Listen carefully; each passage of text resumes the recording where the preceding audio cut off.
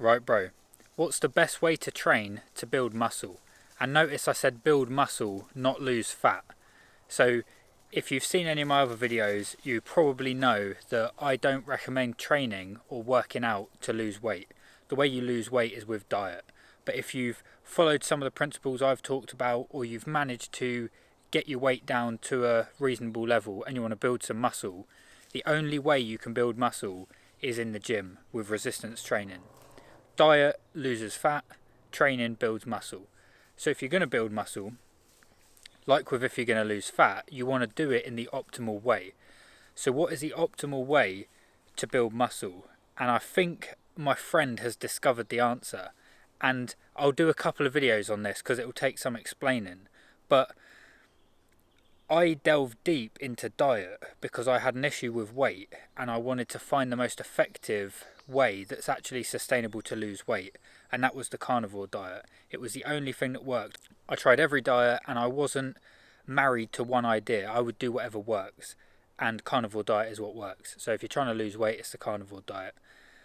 If you're trying to build muscle, it's high intensity workouts, right? Now that's not high intensity interval training. That came in as a kind of trend, high intensity interval training. This is high intensity training, and it comes from Mike Mentzer, which is a Mr. Olympia bodybuilding competitor from the 1980s. And my friend has kind of popularized this guy.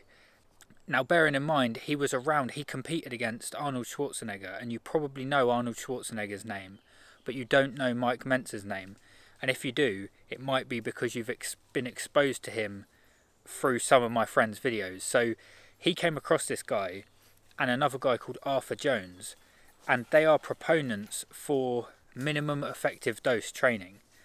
Him and Arthur Jones are old school, cool guys. And there was a bit of controversy between Arnold Schwarzenegger and Mike Mentzer. And people say Arnold Schwarzenegger only won the 1982 Mr. Olympia because he was friends with the judges and things like that. He was more of a charismatic dude and favoured by people rather than just winning by merit of his physique. And apparently Mike Mentzer is the only person to have a complete perfect score in a Mr. Olympia and still not win. So there's like controversy surrounding it, and I just find it quite interesting. So in this video I'll talk about the basics of Mike Mentzer style training, and then I'll do another video about my friend kind of popularising him, because it's interesting to learn how the algorithm works. I never heard anything about this guy. None of the top YouTubers were talking about him. My mate posts some TikToks and Instagram reels, and now you search any top fitness influencer and they're talking about Mike Mentzer. And they did that after my friend got some traction in the algorithm and with views and things. So he definitely influenced what people talk about, and I just find that very interesting that you can actually do that. And it's just repetition, keep pushing out the content, and if the content's able to go viral and it actually works, then it will catch on. So the best way to build muscle, as found by my friend, so I don't take credit for this, he's been in the gym for years. They say you become a master of something when you do 10,000 hours. And my friend has done 10,000 hours in the gym. And I've done 10,000 hours with diet and research into nutrition. So our skill set complements each other for building a good physique. Let me just see where my brother's dog is. Boris? Good boy.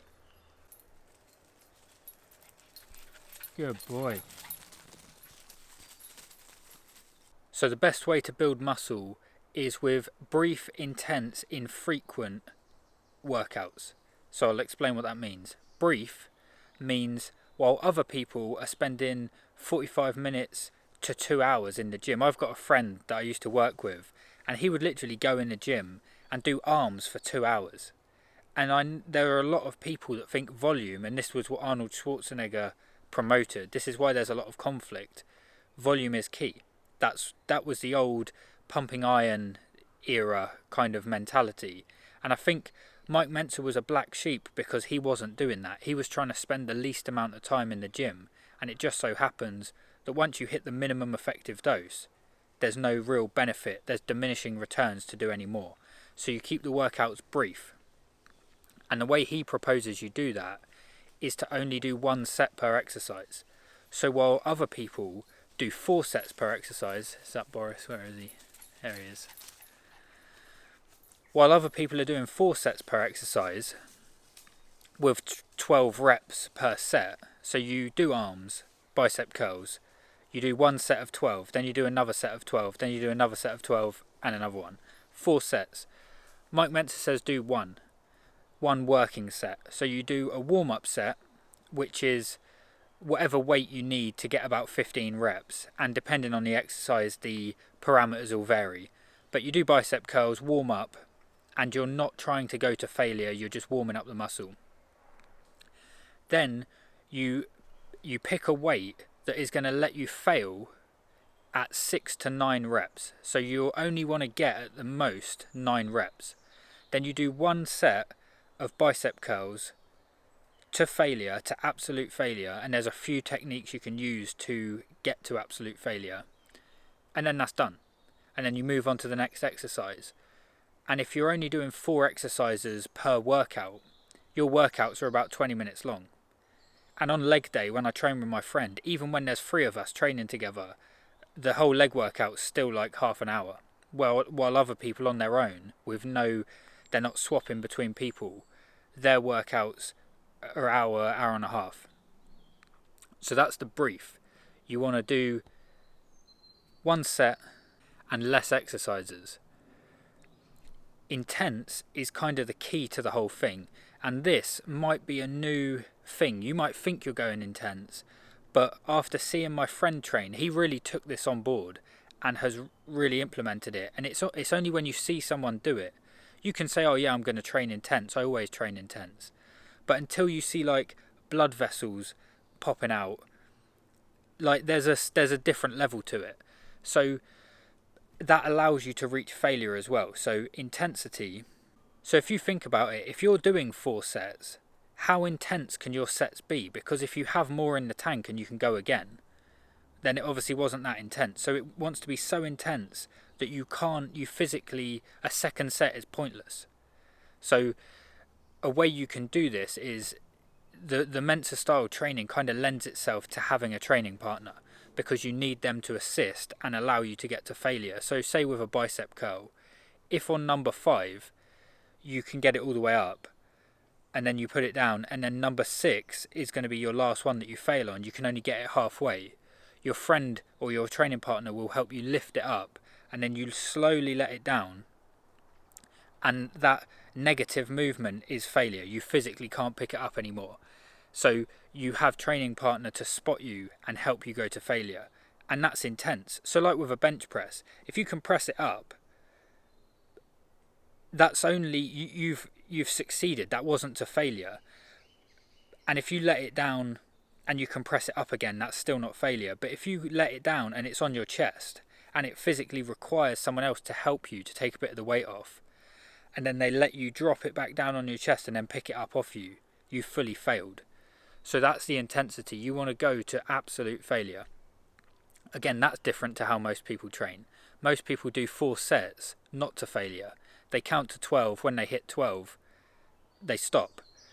Whereas with Mike Mentzer style training, if you do 12 when you was meant to fail at 9, you do more until you fail. So that's intensity. And this, you'll have to really see someone train like this. It's best to get a training partner that knows how to train with this level of intensity, because I didn't even know what intensity looked like until my friend showed me, sort of thing. So that's brief, intense and infrequent. Most people train every day, or they'll train with quite regularity. But with Mentzer and Arthur Jones, they suggest you train a lot less, so you could have big gaps in between training. He even recommends some people train once a week, because you build muscle when you recover, not when you're actually training. Training is tearing the muscle. That's actually a breakdown. The rebuilding, the building of muscle happens when you recover. So he recommends infrequent.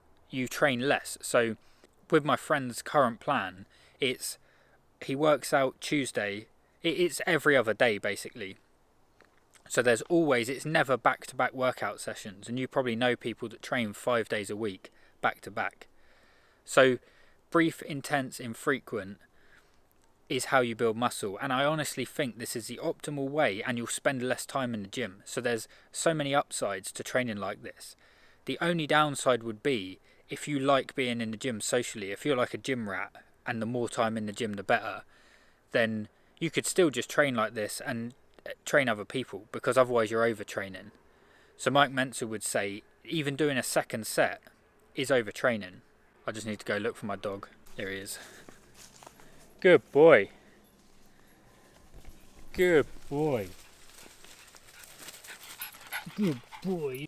So that's the basic idea of Mentzer style training. I will tell the story of how he kind of made it blow up on TikTok and Instagram, because I think it's interesting.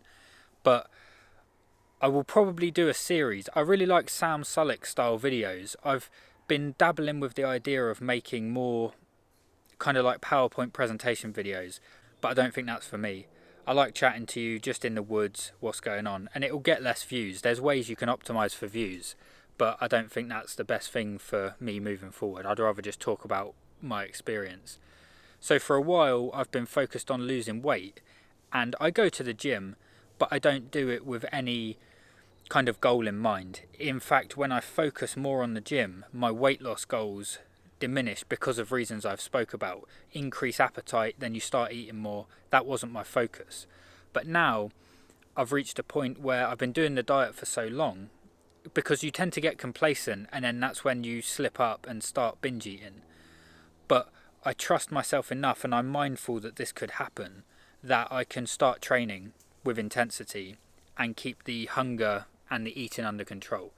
So moving forward, I feel like doing like Sam Sulek style titles, and it will be Carnivore Mentzer day one back, like today. Today was the first day that I've actually consciously focused on working out like this. Now I train with my friend and I do the workout plan, but I don't train with full intensity. So today was back, chest and traps, and it was a good session, and I'm just excited to talk about working out rather than diet, because I find the diet interesting, but this Mentzer stuff is another red pill. It's what works, it's the optimal, and if you look around, people aren't doing it. It's like carnivore. You look around, people aren't doing it, and what people are doing isn't working for them. When I was doing something different, I was overweight, depressed, had all these issues. Now I'm doing carnivore, I don't have these issues, so that's what works. And the same goes for the Mentzer style training. I've been in and out of the gym for a long time, and I do make progress, but I've seen it in my friend. My friend Shane is probably the biggest example. I honestly thought he was taking steroids, and he assures me he isn't. But he blew up quite quickly using this method. And Tony, he's just building muscle anyway. So this works, and this is for the natural lifter. If you're on steroids, do 6 hours a day every single day, because a steroid is a recovery ability enhancer.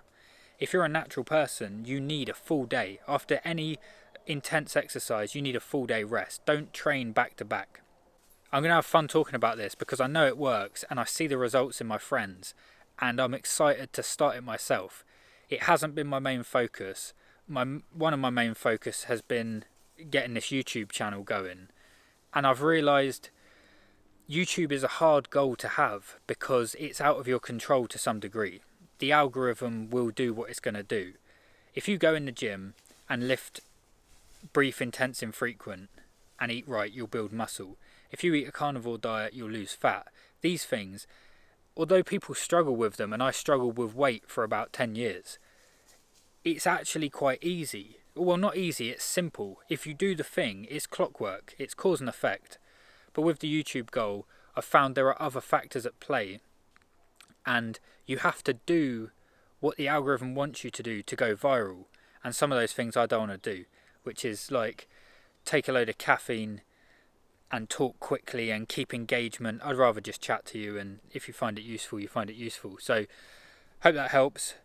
Look into Mike Mentzer. Check out Bulking Not Sulking on Instagram. That is my mate's Instagram account. And you can check the times on this. If you go on Google Trends and type in Mike Mentzer, he starts trending, and it happens after my friend starts posting consistently. So if you scroll down to the bottom of my friend's Instagram account and look at when he posted his first Mentzer video, and then look at when Mentzer blew up, there's a cause and effect thing at play there. And it's very interesting how you can actually influence people to the point where top YouTubers are talking about it. I go to my local gym, and my friend, he's very like, he doesn't promote this. He just posts videos online. He doesn't promote what he's doing. And the guy in the gym is like, oh yeah, I've been doing this Mentzer stuff. And it's like, I asked him, I was like, did Tony tell you to do that? He was like, no, I just found him online. And I think, yeah, it's interesting, but I'll tell the story. Hope that helps. Let me know what your training is like, or if you've heard of Mike Mentzer, or if you've come across the Bulking Not Sulking Instagram account, and I'll speak to you tomorrow.